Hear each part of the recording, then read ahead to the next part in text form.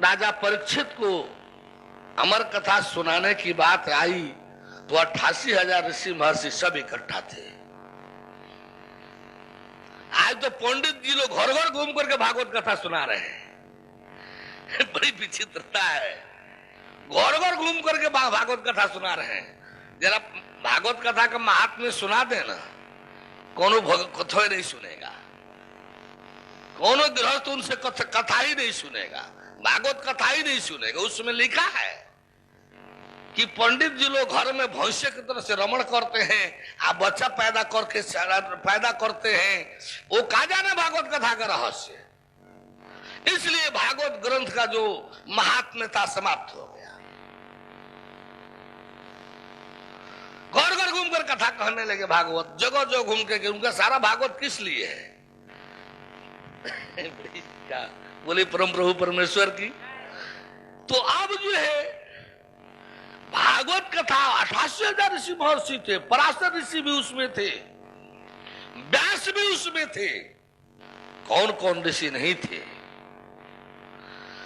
कोई तैयार नहीं हुआ अमर कथा कहने के लिए। क्यों क्यों तैयार नहीं हुए? पंडित जी लोगों को तरफ से घूम कर क्यों नहीं कहने लगे? परिणाम देना था 7 दिन बाद। भागवत कथा परिणाम देना था निश्चित समय के अंदर, 1 सप्ताह के अंदर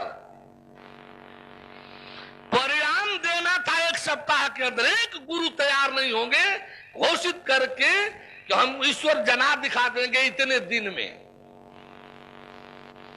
उनके लिए ईश्वर उनका अभीष्ट है, उनका गुलाम नहीं है। आत्मा ही उनकी अभीष्ट है, अभीष्ट मालिक है, मालिक गुलाम नहीं है कि डेट घोषित करके छठ दे दिखा देंगे। उनके पास हिम्मत साहस जुटाना पड़ेगा, बहुत सोचना समझना पड़ेगा डेट दे करके दिखाने की। यहां भी शायद भगवत कृपा और तत्व ज्ञान नहीं होता ना, तो इसमें भी क्या हिम्मत थी,